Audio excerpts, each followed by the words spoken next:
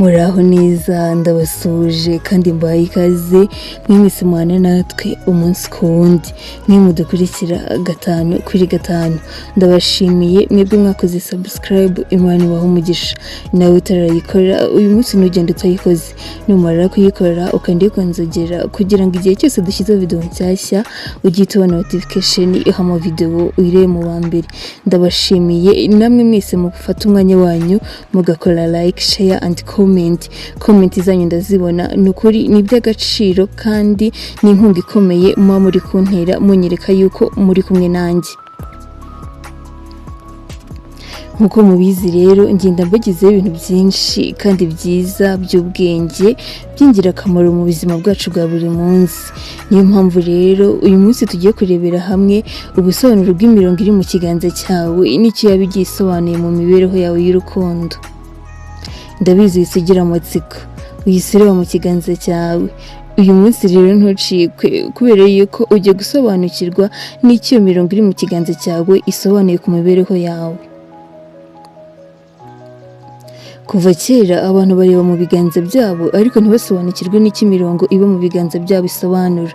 Iyi mirongo abantu bose ntibayihuza kubera imiterere y'umubiri, ariko buri wese n'ubwoko bw'ikiganza cye bigira aho bihurira n'imyitwarire ye muri sosiyete ndetse n'uburyo abayeho mu rukundo.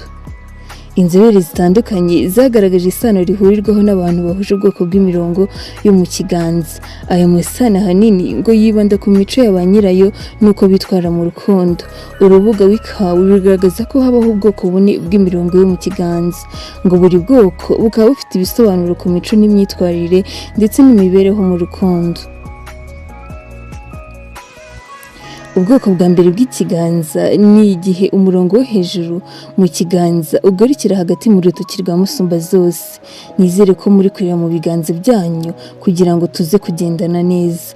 Ubwoko bwa mbere bw'ikiganza ni igihe umurongo wo hejuru mu kiganza ugarukira hagati mu rutoki rwa musumbazose. Ubushakashatsi bwakozwe n'inzobere zo mu Buhinde mu gitabo zise Human Natures zagaragaje ko umuntu ufite ubwoko bw'ikiganza aba afite imico y'ubuyobozi, akaba umuyobozi mwiza kuko biri mu mpano ndetse biri no mu maraso ye kuko aba yarabivukanye. Umuntu ufite ubwoko bw'ikiganza ngo ntakunda gukorera ku gahato cyangwa kuvugirwamo, agira imyitwarire myiza kandi akaba umunyabwenge cyane mu gufata imyanzuro atagendeye ku bantu cyangwa se kuba muri iruhande. Mu rukundo bakunda kwikanyiza no gukunda ibintu cyane kurusha gukunda umuntu n'umutima we mwiza cyangwa ubwiza bwe. Akenshi aba bantu bafite ubwoko bw'amaraso bwa B ni abantu bakunda kwigenga kandi bakanga akavuyo, ndetse no kubakunda biravuna kuko baba badashaka ko hari umuntu binjirira mu buzima. Aba ni abantu bafite ubwoko bwa mbere bw'ikiganza igihe umurongo wo hejuru mu kiganza ugarukira hagati mu rutoki rwa musumbazose. Ubwoko bwa kabiri bw'ikiganza ni igihe umurongo wo mu kiganza cyawe ugarukira mu ihuriro ry'urutoki rwa musumbazose na mukubitarukoko. Nizere yuko muri kugenda mureba mu biganza byanyu kugira ngo murebe iyo mirongo ahantu iri, murebe n'ikiganza cyanyu musobanukirwe ubwoko bwanyu ubwo ari bwo. Mu busanzwe aba ari abantu bakunda kugirirwa icyizere, bagira imico myiza kandi akenshi bakaba inyangamugayo.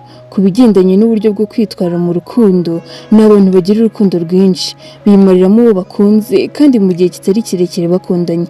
Ntibatinya kugaragaza amarangamutima y'urukundo kimwe no kwiyorobeka mu rukundo. Akenshi aba bantu bafite ubwoko bw'amaraso bwa A. Ni abantu bihutira gufata imyanzuro kandi yuje amarangamutima bashingiye ku cyo abantu babari hafi bifuza. Aba bari abantu b'ubwoko bwa kabiri bw'ikiganza igihe umurongo wo mu kiganza cyawe ugarukira mu ihuriro ry'urutoki rwa musumbazose na mukubitarukoko. Ubwoko bwa gatatu ni igihe umurongo wo hejuru mu kiganza urangirira hagati mu rutoki rwa mukubitarukoko. Mu gitabo bise Master of Lovers, inzobere zo muri Amerika zagaragaje ko umuntu ufite iki kiganza cy'ubu bwoko aba afite imico ijya gusa cyane n'iy'ubwoko bwa mbere twabonye. gusa nubwo bafite imico ijya gusa, batandukanira kuba ari abantu bafite ubwoko bw'ikiganza, bagira urukundo rw'ukuri kandi ntibakunda ibintu kurusha gukunda umuntu n'ubwiza bwe cyangwa umutima wiwe. Niba mubyibuka neza, ubwoko bwa mbere bw'ikiganza twabonye yuko ari abantu bakunda ibintu cyane kurenza gukunda umuntu n'umutima we mwiza cyangwa ubwiza bwe. Ariko abantu b'ubwoko bw'ikiganza cya gatatu bo aho batandukanira ni uko bo bakunda urukundo rw'ukuri kandi ntibakunda ibintu kurusha gukunda umuntu n'ubwiza bwe cyangwa n'umutima we mwiza. Ntibakunda kujarajara mu rukundo ndetse batinya cyane kwishora mu rukundo kuko bakunda bihamye, batagira imikino cyangwa kujenjeka mu rukundo. Akenshi aba bantu baba bafite ubwoko bw'amaraso bwa AB. Muri bo baba bumva bagomba gukundwa kurusha gufata iya mbere ngo bagaragaze urukundo rwabo. Aba bari abantu bafite ubwoko bw'ikiganza cya gatatu. Igihe umurongo wo mu kiganza hejuru urangirira hagati mu rutoki rwa mukubita rukoko.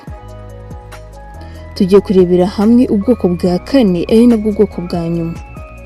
Ubwoko bwa kane ni igihe umurongo wo mu kiganza uhurira hagati y'urutoki rwa mukubita rukoko n'urwa nyangufi murizo. Umuntu ufite ubwoko bw'ikiganza ngo mu mico ye aba yihangana cyane, azirikana kandi akita ku kintu icyo ari cyo cyose kimureba. Agira urukundo rugaragarira buri wese kandi akagwa neza. Ahorana ibyishimo n'igitwenge, kabone niyo yaba ari mu kibazo. Usanga abasha kwitwaramo neza kandi ntagire umuntu umenya yuko atari mu bihe bimworoheye. Akenshi aba bantu bakunze kuba bafite ubwoko bw'amaraso bwa O. Mu rukundo ntibazarira, bafata iya mbere mu rukundo kuko baba bazi icyo bashaka. Akenshi bagira ikintu cyo gutuma badashaka yuko abo bari kumwe mu rukundo bakorana imibonano mpuzabitsina.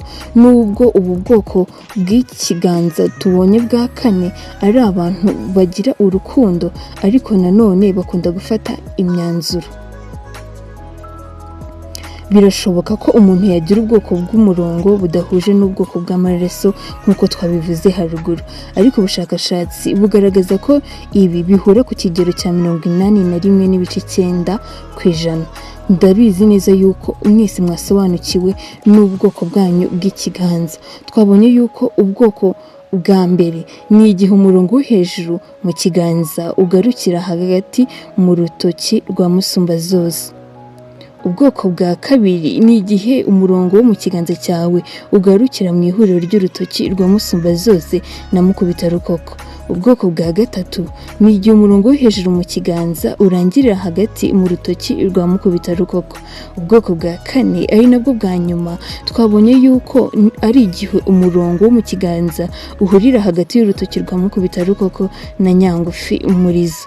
Kandi ntibibagirwe yuko bishoboka ko umuntu yagira ubwoko bw'umurongo budahuje n'ubwoko bw'amaraso nk'uko twabisobanuye. Ariko nanone zirikane yuko ubushakashatsi bwakozwe bwagaragaje ko ibi bihura ku kigero cya 81.9%. Niba wakunze iyi video uyisangiza abandi kugira ngo nabo basobanure.